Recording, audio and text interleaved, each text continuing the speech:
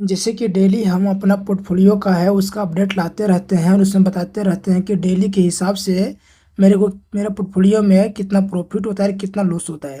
तो चलिए देखते हैं कि लास्ट वर्किंग डे में मेरा पोर्टफोलियो में कितना प्रॉफिट हुआ था कौन सा फंड में और कितना लॉस हुआ था कौन सा फंड में। मैं चला जाता हूँ अपने डैशबोर्ड में जाने के बाद यहाँ पे देख सकते हैं कि अपने डैशबोर्ड में आ गए हैं। डैशबोर्ड में आने के बाद यहाँ पे बगल में जो दिख रहा है वो क्या दिख रहा है आपको, फंड दिख रहा है।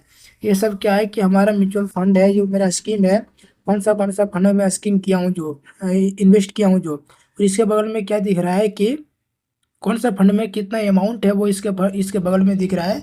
वो दिखाता हूँ मैं आप लोगों को। यहाँ पे और देख सकते हैं कि मेरे को और दो तीन फंड है वो नीचे है, और इसके बगल में और कितना अमाउंट है वो भी यहाँ पे क्लियर दिख रहा है। तो ये हो गया कि फंड वाइज में मेरे को कितना कितना अमाउंट यहाँ पे जमा है वो आप लोग को दिखा दिया हूँ कि। लेकिन मेरा फंड जो है उसको सेम टू सेम कॉपी आप लोग नहीं करना है, क्योंकि रिस्क जो होता है वो अपने ऊपर होता है। आपके पास कितना रिस्क मैनेजमेंट है वो आप हिसाब से इन्वेस्ट कर सकते हैं, और मेरे पास कितना रिस्क है वो अपने में हिसाब से इन्वेस्ट किया हूँ। 1 मिनट में चला जाता हूँ वहाँ पे डे में आने के बाद देख सकते हैं कि मैं डे रिटर्न में आ गया हूँ। मतलब इसका मतलब क्या होता है कि डे रिटर्न के मतलब है कि 1 डे में आपको कितना प्रॉफिट होता है कितना लॉस होता है।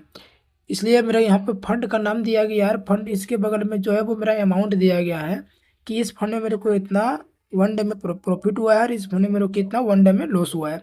अगर मैं एक एक करके पूरा डिवाइड करके बताऊंगा तो क्या होगा, वीडियो बहुत बड़ा लंबा हो जाएगा। इसलिए मैं यहाँ पे क्लियर आप लोगों को दिखा दिया हूँ कि इस फंड में मेरे को इतना प्रॉफिट है, इस फंड में मेरे को इतना प्रॉफिट है। थोड़ा और है उसको भी देख सकते हैं कि मेरे को इस फंड में मेरे को इतना इतना प्रॉफिट यहाँ पे चल रहा है। अब मैं चाहता हूँ ओवरऑल में आप लोगों को दिखाता हूँ कि ओवरऑल में मेरे को कितना प्रॉफिट हुआ है और ओवरऑल में मेरे को कितना लॉस हुआ है।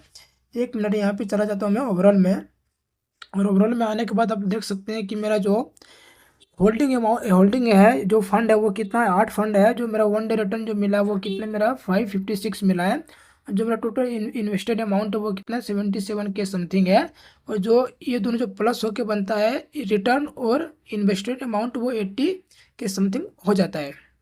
तो इससे से क्या मिलता है कि म्यूचुअल फंड है जो मार्केट है, इसमें क्या होता है कि एक दिन कभी कभी लॉस होता है और कभी कभी प्रॉफिट होता है।